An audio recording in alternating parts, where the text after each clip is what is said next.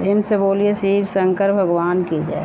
रेम झेमी बरसे लगल बूंद चुंदरिया मोर भींजी गेलै होरा। रेम झेमी बरसे लगल बूंद चुंदरिया मोर भींजी गेलै होरा। पाती हथिन हृदय के कठोर के बड़ियो नहीं खोला हथिन होरा। पाती हथिन हृदय के कठोर के बड़ियो नहीं खोला हथिन होरा। बनी जइबै पर्वत के नगीनिया पर्वत के ऊपर रही जइबै होरा। बनी जइबै पर्वत के नगीनिया पर्वत के ऊपर रही जइबै होरा।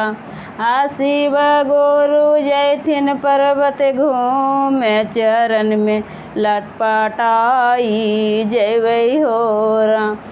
शिव गुरु जैथिन पर्वत घूमे चरण में लटपटाई जइबै होरा।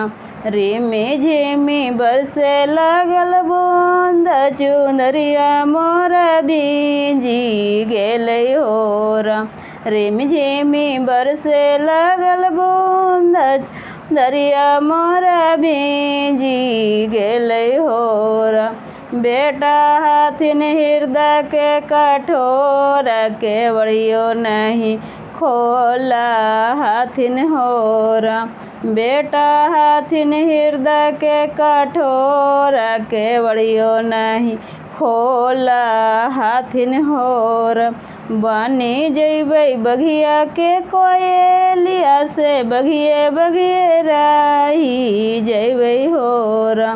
बनी जइबो बघिया के कोयलिया से बघिए बघिए रही जइबै होरा। शिव गुरु जैथिन बघिया घूमे चरण में लटपटाई जइबै होरा। शिव गुरु जैथिन बघिया घूमे चरण में लटपटाई जइबै होरा। रेम झेमी बरसे लगल बूंद चुंदरिया मोर भींजी गेलै होरा।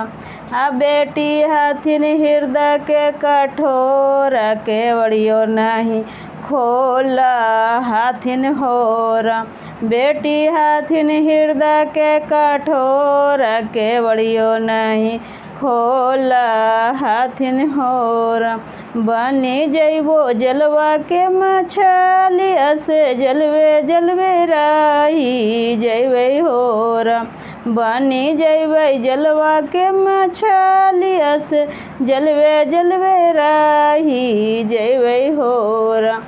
शिव गुरु जैथन गंगाया स्नानिया चरण में लटपटाई जइबै होरा। शिव गुरु जैथन गंगाया स्नानिया चरण में लटपटाई जइबै होरा।